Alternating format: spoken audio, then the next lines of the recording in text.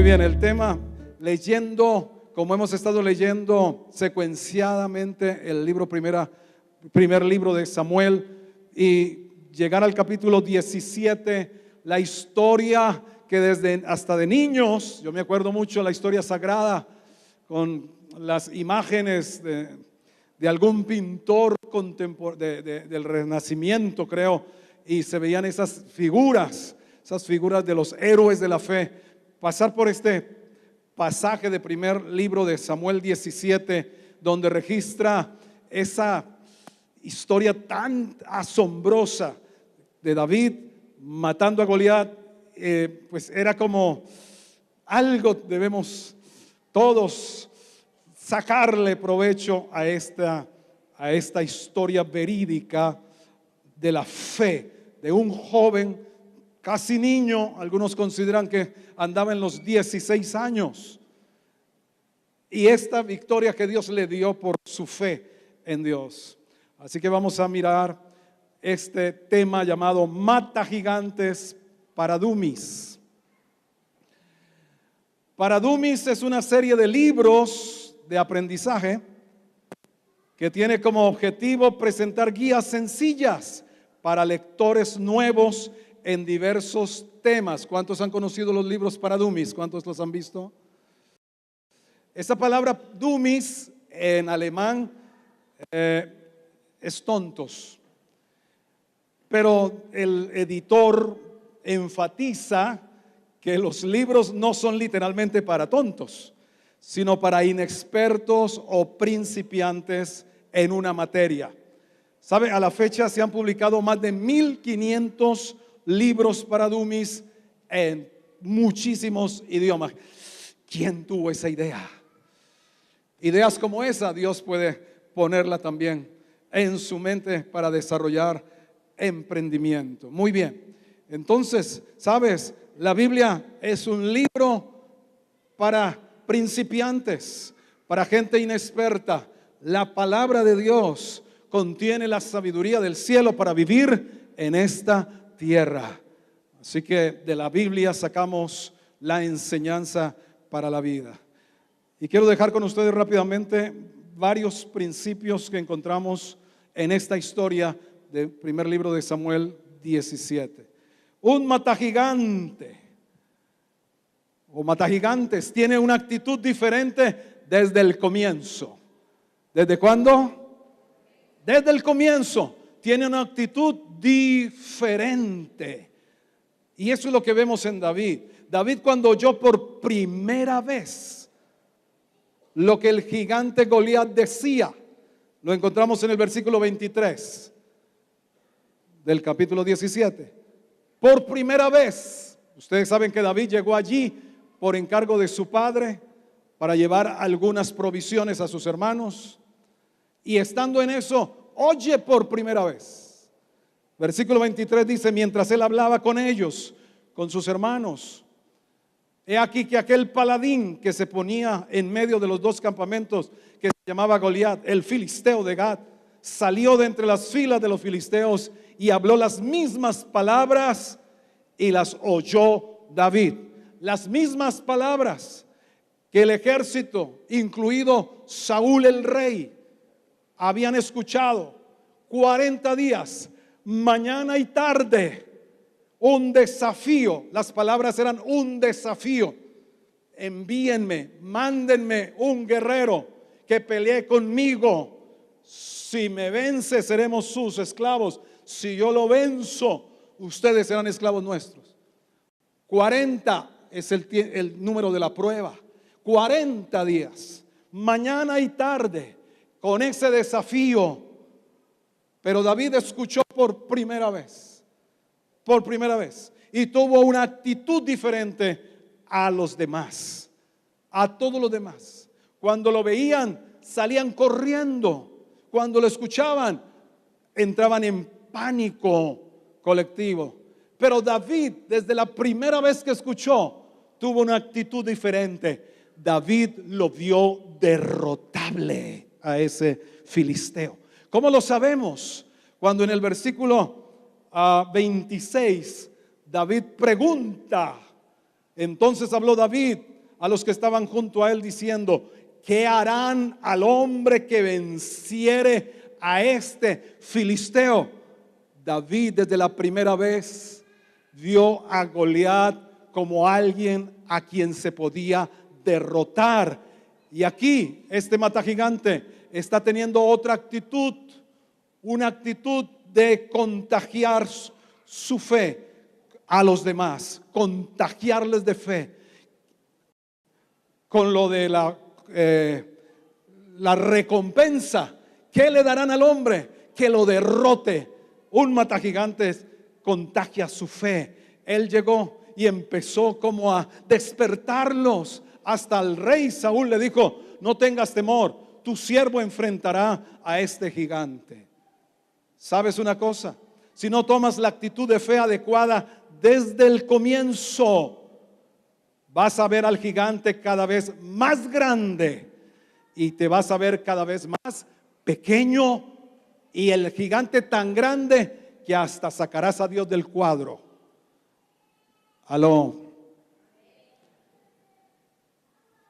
Si tú no confrontas de una vez ese dictamen médico, ese diagnóstico, ese extracto de banco, esa factura, cualquier situación que está viniendo en contra tuya, si desde el comienzo que se levanta la circunstancia adversa, tú no la ves con los ojos de Dios, tú no la ves con los ojos de la fe, eso se te va a volver cada vez más grande, cada vez más grande, cada vez más grande.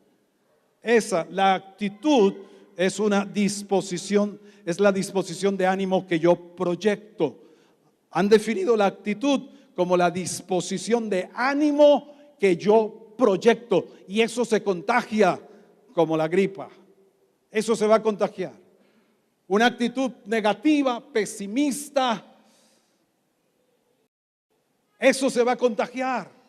Pero también una actitud positiva, una actitud de fe, optimista, eso se empieza a contagiar. Y David comenzó a contagiarlos con esa pregunta: ¿qué harán al hombre que lo venciere? Es decir, David lo vio derrotable, derrotable. Ahora, él no solamente le preguntó una vez. Mira que en el versículo 30 dice él: apartándose él hacia otros, preguntó de igual manera, y le dio el pueblo la misma respuesta que antes. ¿Qué estaba produciendo David? Un cambio de actitud, un cambio de la incredulidad, del temor, de la duda a la fe, a la confianza en Dios. En tercer lugar, las victorias pasadas le dan a un matagigantes las fuerzas para las batallas presentes. Las victorias pasadas le dan las fuerzas para las batallas presentes. Ebenecer, ¿cuántos se acuerdan? Prediqué eso hace 15 días. Ebenecer, hasta aquí nos ha ayudado el Señor. Hasta aquí nos ha ayudado el Señor. En el versículo 34, David le respondió a Saúl, le dijo: tu siervo era pastor de las ovejas de su padre. Cuando venía un león o un oso y tomaba alguno de los corderos de la manada, salía yo tras él y lo hería y lo libraba de su boca. Y si se levantaba contra mí, yo le echaba mano a la quijada y lo hería y lo mataba. Fuese león, fuese oso, tu siervo lo mataba. Y este filisteo incircunciso será como uno de ¿qué? De ellos, porque ha provocado al ejército del Dios viviente. Nos compartió Cheryl en su predicación hace 8 días que la fe es como un músculo. La fe es un músculo espiritual que si usted lo ejercita, entonces se fortalece y usted puede pasar de orar por un resfriado a orar por otra enfermedad mayor, a orar por una mayor, hasta orar por los muertos para que sean resucitados. Pero si no comienza a hacerlo ahora, si no comienza a experimentar ahora el poder de Dios para ayudarte ahora y ver a Dios obrando en respuesta a tus peticiones, a tu oración de fe, entonces cuando lleguen cosas mayores no tendrás las fuerzas. Pero de las victorias pasadas llegan las fuerzas para las victorias presentes. Eso fue lo que dijo David: Dios que me libró de los leones, osos, también me va a librar de este filisteo. En cuarto lugar, las armas de un matagigantes no son convencionales. Las armas de un matagigantes no son convencionales. ¿Sabes? David no tenía espada en su mano, David la tenía en su boca.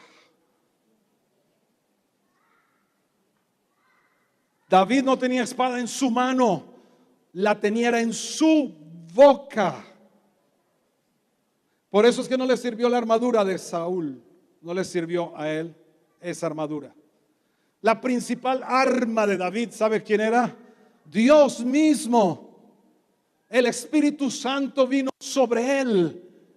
En el capítulo 16, cuando fue ungido por Samuel, dice: desde ese día comenzó a manifestarse el Espíritu Santo en la vida de David. El Espíritu Santo fue el que lo llenó a él de ese vigoroso valor para afrontar ese reto que era descomunal. Me puse a pensar, en capítulos pasados vimos la vida de Jonatán o Jonatán, valientísimo Jonatán, ¿se acuerdan? En un pasaje cuando él y su escudero, él y su ayudante van y se muestran a los filisteos y traen una victoria. Me puse a pensar, ¿por qué Jonatán no pudo salir y enfrentar a Goliat? Ahora, el que debía hacerlo era Saúl. Saúl era el rey y el que iba delante a las guerras. Es más, físicamente, en cuanto a talla, Saúl sobrepasaba a todos los hombres de Israel por una cabeza de ventaja. Pero sí sabemos de Saúl, el Espíritu Santo ya no estaba con él. Ya lo había abandonado el Espíritu Santo. Ya no tenía esa fuerza interior, ese poder espiritual para confrontar a este gigante.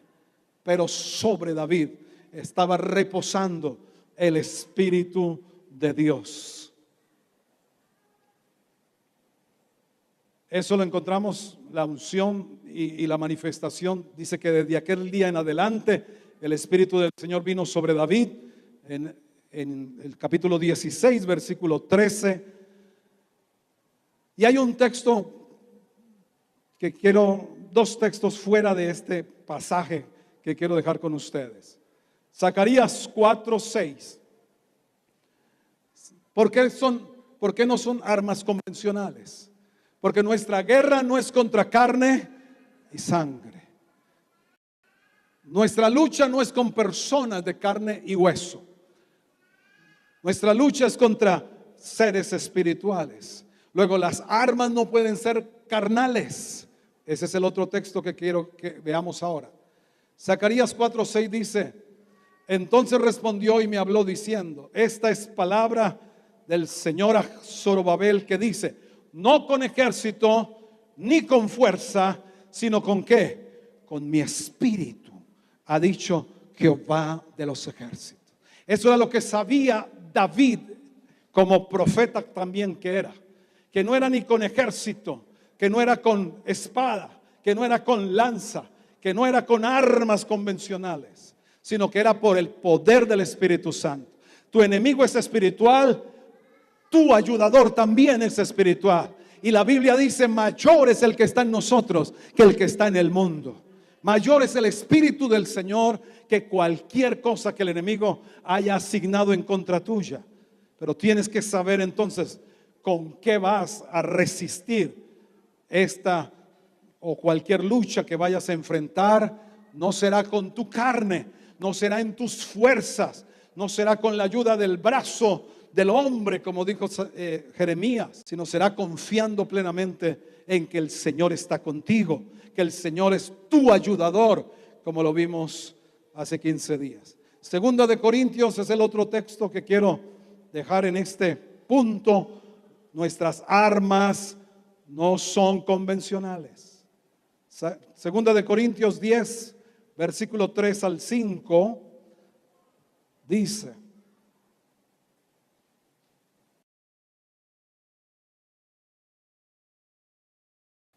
pues aunque andamos en la carne, es decir, en nuestra naturaleza humana, no militamos según la carne, porque las armas de nuestra milicia no son ¿qué? No son carnales. No es devolverle mal por mal, hablar mal del que habla mal de usted.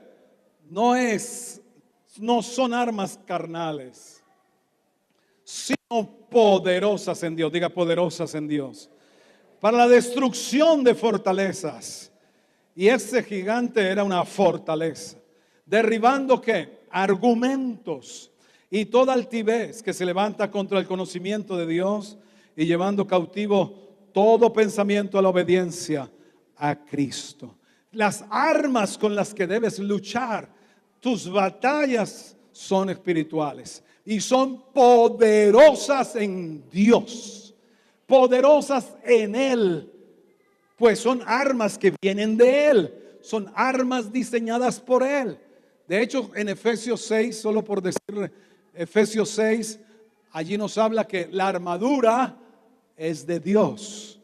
A veces decimos la armadura del cristiano, la armadura del creyente. No, pero la Biblia dice es la armadura diseñada por Dios. Por eso son poderosas, porque son de Él, son suyas, armas suyas. Y quiero dejarle algunas armas para que usted medite cómo las usa, si las usa, cómo las usa. La alabanza es un arma de guerra. En el capítulo 16, ahí encontramos cómo David tocaba su arpa y alababa a Dios, y como un espíritu malo que estaba operando en Saúl salía de Saúl. Había liberación cuando David tocaba su arpa. Dice la Biblia: con cánticos de liberación me rodearás. Si tienes una atmósfera de alabanza en tu vida, en tu casa, está bien que pongas canciones en el carro, está bien, pero la alabanza debe salir de tu boca, la alabanza debe surgir de tu corazón. Tú debes alabar a Dios cuando las cosas salgan bien, pero alabarlo cuando también salen mal. Como dice el Salmo 34, bendeciré al Señor en el buen tiempo. Salmo 34:1, bendeciré al Señor cuando me aumenten el sueldo. Bendeciré al Señor cuando me salga la herencia. Bendeciré al Señor en todo tiempo. Su alabanza estará de continuo en mi boca. ¿Sabe? Si hay algo que contrista o aviva al Espíritu Santo, es lo que usted habla.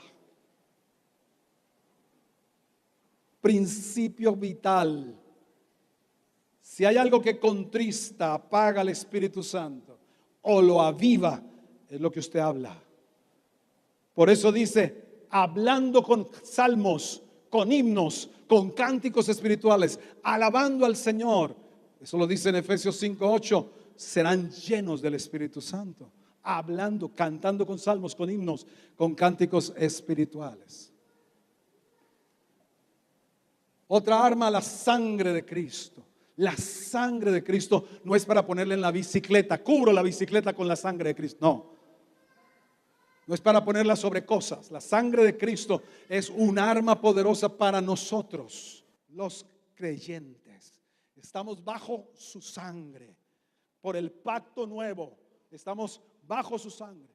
Y dice en Apocalipsis capítulo 12, versículos 10 en adelante, hemos vencido por la sangre, lo hemos vencido al acusador por la sangre del Señor Jesucristo, porque esa sangre nos limpia de toda culpa, vergüenza, condenación, que son los tres dardos favoritos del diablo contra nosotros: culpa, vergüenza, condenación.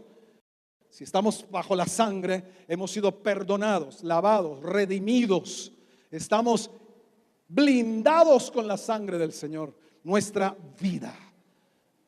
Y no es que tengamos que aplicárnosla cada rato. No, si estamos en pacto con Él, su sangre está protegiéndonos a nosotros. El fruto del Espíritu Santo ¿quién va a pensar que el fruto del Espíritu Santo es arma poderosa en Dios? Sí, porque en Romanos capítulo 12, al final dice, no seas vencido de lo malo, sino vence con el bien el mal. Y cuando usted está lleno del Espíritu Santo y el fruto del Espíritu en su vida, usted tiene amor. Mira, si hay un arma poderosa para desarmar a otros, es el amor. Amar desarma los corazones, desarma las vidas. Ahora, estoy hablando en esta relación con personas porque ciertamente el enemigo puede usar personas, pero cuando usted ama, usted puede separar la persona de su pecado, la persona de su acción, la persona de su comportamiento. Cuando usted ama, puede darse cuenta que algo espiritual. David se dio cuenta que sobre Saúl venía un espíritu malo y que cogía la lanza y se la tiró varias veces para matarlo. Pero David amaba a Saúl. Por eso no lo juzgó, no lo criticó, no se sublevó, no habló mal de él con cualquiera. No, David pudo darse cuenta de la necesidad que tenía este hombre. El fruto del Espíritu Santo es gozo. El gozo dice que es la fuerza del cielo.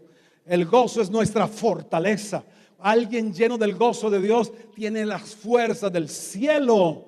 Ahora, la alegría puede ser circunstancial, pero el gozo es del reino, el gozo es del Espíritu Santo. Nadie te puede quitar el gozo que viene del Espíritu Santo. De pronto la alegría puede ser, como te digo, un poquitico que va y que viene, pero eso que tú sabes aquí, que sabes que estás con el Señor, te produce el gozo, la paz, la paciencia, la bondad, la benignidad, la fe, la mansedumbre, la templanza. Hablar de cada uno de estos frutos pues nos llevaría, y no es la idea, debo terminar con estos puntos, pero quien está lleno del fruto del Espíritu Santo es alguien que tiene armas a diestra y a siniestra, como dice el apóstol Pablo, que debemos estar bien armados. La oración y el ayuno, armas poderosas en Dios. La oración y el ayuno, no como un fin como tal, la oración y el ayuno, sino como un medio, como unas armas que Dios nos da para sensibilizarnos, para buscar de Dios, para recibir de Él sabiduría, revelación, entendimiento, discernimiento, para confrontar los enemigos. ¿Sabe? Usted va a seguir leyendo primer libro de Samuel y David va a estar consultándole a Dios todo movimiento que va a hacer. David se lo consulta, ora, busca a Dios y le pide ayuda y dirección precisa. La oración es un arma poderosa en Dios. La oración de fe puede mucho. La oración de fe puede mucho. Úsela. Y con ayuno para ciertas circunstancias, como tornillo oxidado que hay que echarlo en Coca-Cola, entonces situaciones así hay que mezclar la oración con el ayuno para que se ablande en la rosca del tornillo oxidado. La fe en todos los sentidos. Los actos proféticos son otra arma poderosa en Dios. Actos proféticos guiados por el Espíritu Santo para hacer. Mira, qué convencional estrategia fue darle 7 vueltas a una ciudad. 6 vueltas cada un día por 6 días. Y el último día 7 vueltas a una ciudad amurallada y dar un grito al final de la 7ª. Eso fue un acto profético. Y Dios intervino. Cuando Dios nos da actos proféticos, son estrategias del cielo para victorias seguras. Así que Dios le va a guiar a esto. Entonces decíamos, hasta aquí que hemos dicho, los matagigantes tienen una actitud diferente. ¿Desde cuándo? Desde el comienzo de la situación. Los matagigantes contagian con su fe a los demás. Las victorias pasadas nos dan las fuerzas para las batallas presentes. Y las armas de un matagigantes no son convencionales, son raras, confunde y hasta nos pueden confundir. Pero cuando Dios te dice, haz esto, un acto profético. Estuve viendo un video de estos que los he compartido a ustedes, es sobrenatural. Y un hombre, Dios le mostró hacer una línea para saltar esa línea y dejar atrás toda la genética espiritual de maldición y de daño y demás, ancestralmente hablando, pues por la fe en el Señor Jesús, obviamente, y como muchos han recibido al saltar en fe esa cuerda, su sanidad, su libertad. En quinto lugar, un matagigante no se deja desanimar en el camino. Un matagigantes no se deja desanimar, no se desanima en el camino. Usted se dio cuenta que antes de llegar delante de Goliat, David tuvo que vencer por lo menos 4 cosas. Tuvo que vencer.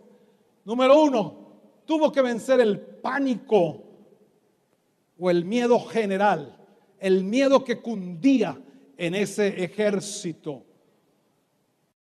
El versículo 11 del capítulo 17, el versículo 11 dice: oyendo Saúl y todo Israel estas palabras del filisteo, se turbaron y tuvieron gran miedo. Ese pánico cundió por todo el ejército de Israel. Y el versículo 24: y todos los varones de Israel que veían a aquel hombre huían de su presencia y tenían gran temor. Puse en uno de los mensajes que les envío a la lista a los que les llega, mira esas 2 palabras: oyendo Saúl y viendo. Si solo te quedas con los reportes de lo que oyes y de lo que ves naturalmente y no tomas la actitud desde un comienzo, eso que ves y eso que oyes se te va a volver a ti un gran temor en tu vida. Se convertirá en un gran temor para tu vida. David no se dejó vencer de ese ambiente de miedo, de pánico general. En segundo lugar, David no se dejó vencer por el rechazo de su hermano mayor y el juicio que lanzó su hermano. Versículo 28: oyéndole hablar Eliab, su hermano mayor, con aquellos hombres, se encendió en ira contra David y dijo: ¿para qué has descendido acá? ¿Y a quién has dejado aquellas pocas ovejas en el desierto? Yo conozco tu soberbia y malicia. Y creo que se lo dijo con ira, entonces eso sonaría no sé de qué manera. Yo conozco tu soberbia y malicia de tu corazón, que para ver la batalla a Mirón has venido. Y David respondió: ¿qué he hecho yo ahora? No es esto solo hablar. Su hermano mayor lo juzgó, lo rechazó, pero él no se dejó derrotar de eso. A veces con actitudes de personas, con circunstancias de la vida, nos estamos dejando apabullar, nos estamos frenando en lo que Dios nos ha llamado a hacer, en lo que nos ha llamado a vivir y a experimentar. Porque fulano dice algo, porque sutano se le viene a la cabeza decir algo así, entonces yo mejor me rindo, yo mejor me doy, como dijo algún comediante mexicano. Pero además del rechazo y el juicio de su hermano, David venció también la incredulidad de su líder, la incredulidad de Saúl. En el versículo 33, dijo Saúl a David: no podrás tú ir contra aquel filisteo para pelear con él, porque tú eres muchacho y él un hombre de guerra desde su juventud. su rey, su líder. Sabe que fallamos los líderes, sabe que fallamos los papás, y muchos papás hemos cortado alas a los hijos sin mala intención. Pero quien confía en Dios no se va a detener por nada.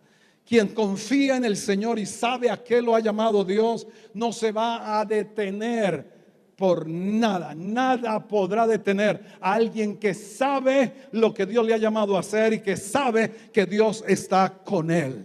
David venció la incredulidad de su rey, de su líder. Mira, antes de llegar al gigante, tuvo que derrotar otros. Por último, hubo algo que Goliat, el menosprecio de Goliat. Pero yo creo que eso lo usó para encender más esa pasión y ese deseo de acabar con el gigante. Dice el versículo 42, y cuando el filisteo miró y vio a David, le tuvo en poco. Porque era muchacho, rubio y de hermoso parecer como todos los muchachos de esta congregación. ¿Cuántos dicen amén?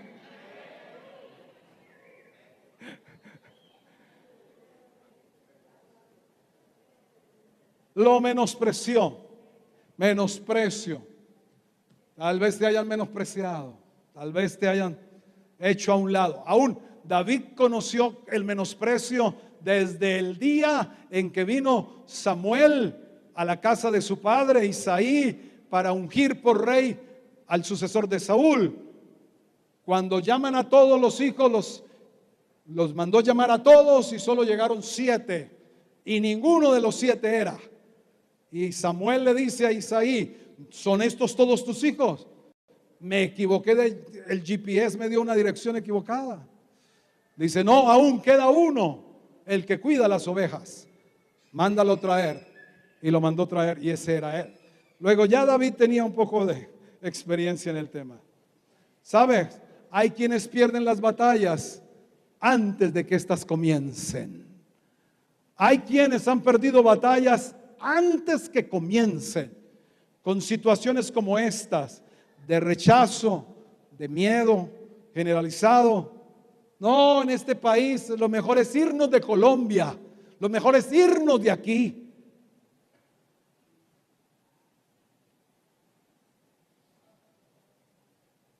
Yo creo que lo mejor es quedarnos aquí. Yo creo que lo mejor es quedarnos aquí para ver lo que Dios va a hacer en esta tierra y ser parte de lo que Dios quiere hacer aquí. Pero como Raimundo dice que lo mejor es irse, que como aquí no hay oportunidad, que aquí no hay opciones, que aquí. Recuerda lo que tú hablas. Al que primero debilita es a usted mismo. Además de apagar al Espíritu Santo, por eso es que te debilitas, porque si apagas al Espíritu Santo no tienes fuerza. Pero veremos su gloria en esta tierra. El desánimo es un gigante que hay que derrotar y cortarle la cabeza. Muy bien. El sexto lugar, el enfoque de un gigante, de un matagigantes, no está en el problema. El enfoque de un matagigantes no está en el problema, está en la solución. ¿Sabe? En ningún lugar de esta lectura, en ningún lugar, David llama a Goliat gigante. En ninguna parte. Lo llama incircunciso. Y por eso lo vio derrotable. ¿Por qué? Porque ese hombre no estaba en pacto con Dios. Eso fue lo que lo vio. ¿Por qué razón lo vio? Que lo podía destruir cuando dijo incircunciso. Esa palabrita. Este no tiene pacto con Dios. Entonces Dios no lo respalda. Dios no lo defiende. Entonces lo puedo vencer.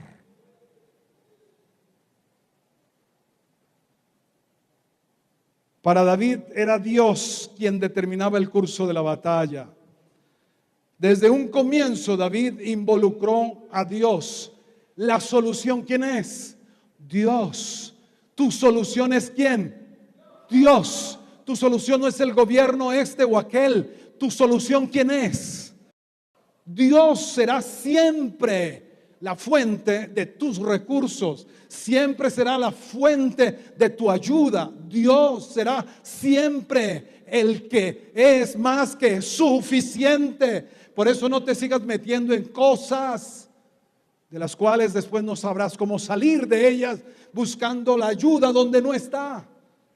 Tu solución para tus problemas económicos no es meterte en ciertas cosas que ofrecen en esta vida. Es seguir a Dios, es seguir sus huellas, es seguir lo que Él dice. Tu solución para todo se llama Dios. Y eso lo sabía David. Eso lo tenía bien claro, que era el Señor el que le daría. Y lo vamos a leer en el versículo 45 al 47.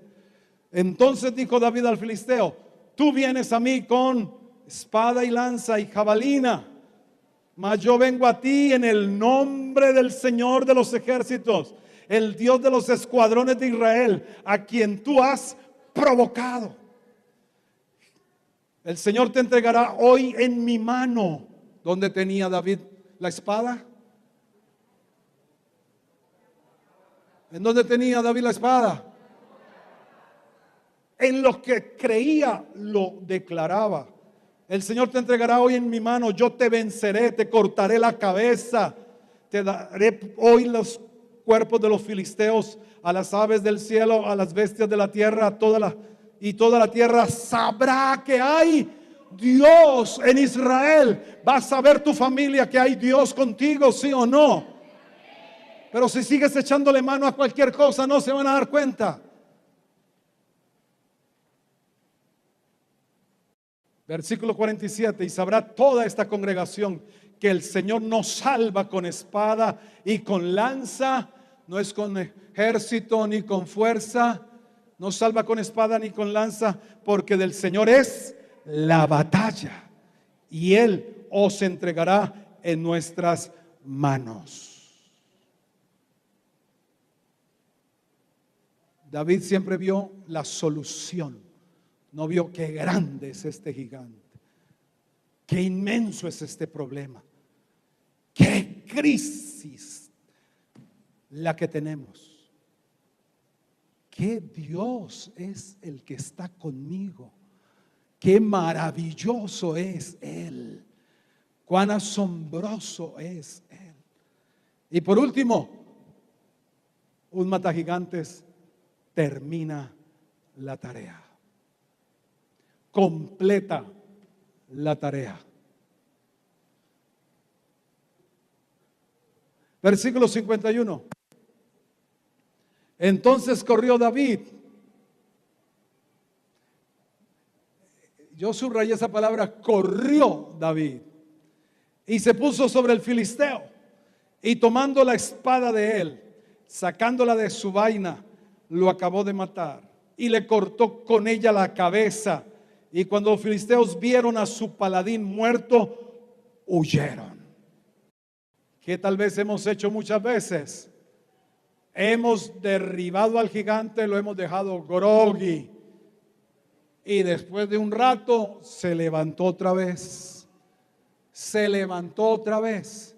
Y andamos como en ese ciclo, vez tras vez, con los mismos problemas. El mismo son. Pero David fue diligente. ¿Sabe? La falta de diligencia en terminar la tarea puede ser el factor por el que muchos gigantes no han sido destruidos, permitiendo que se recuperen y vuelven a atacarnos. David corrió para asegurarse que ese gigante no se iba a volver a levantar nunca jamás en la vida. Ahora, Según la historia bíblica, Goliat tenía 4 hermanitos. Por eso es que David cogió 5 piedras del arroyo. Donde vea a los otros, les tengo la solución. Donde los vea, donde me los encuentre, mi arma poderosa es Dios. Y usará piedritas que Él mismo creó. Yo me ponía a pensar, esas piedras del arroyo, cuando Dios creó el cielo y la tierra, esas mismas piedritas, el Señor las puso. Esta las usará David. Aquí se la dejo. Esta la va a usar David. Aquí se la dejo. No es suficiente que tomemos decisiones hoy. No es suficiente. Debemos mantenerlas en el tiempo necesario para que se conviertan en hábitos que transformen el carácter y que cambien el destino. No es suficiente solo tomar una decisión. Es necesario mantener esa decisión. Si hay gigantes de hábitos en tu vida, gigantes de hábitos, de acciones, algunas socialmente, ¿cómo se dice? Aprobadas o no. Pero si hay hábitos más allá, pecaminosos y demás, que te están destruyendo, te pueden destruir. No solamente hay que tomar decisiones hoy, hay que mantener esas decisiones en el tiempo para que esas decisiones se vuelvan un hábito, un estilo de vida. Cambiando nuestro carácter, puedan cambiar nuestro destino. ¿Cuál es tu gigante hoy? Puedes cerrar tus ojos. ¿Cuál es tu gigante? Si hay algún gigante, no lo invente ahora. No, si hay, ¿qué es lo que te atemoriza hoy? Piensa un momento. ¿Qué te atemoriza hoy? ¿Qué te está quitando el sueño, la paz, el descanso? ¿Qué te está debilitando tus fuerzas?